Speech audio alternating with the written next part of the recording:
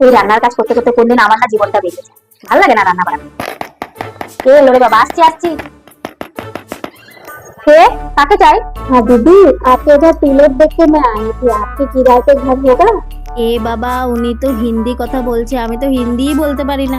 ओ गैर किराए का घर मिलेगा मिलेगा। भीतर आइयो भीतर आइयो।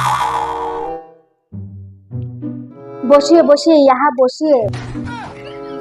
आप इधर ही तो है? मतलब माने आप शादी हुए गए? हाँ हाँ, मेरी शादी हो चुकी है।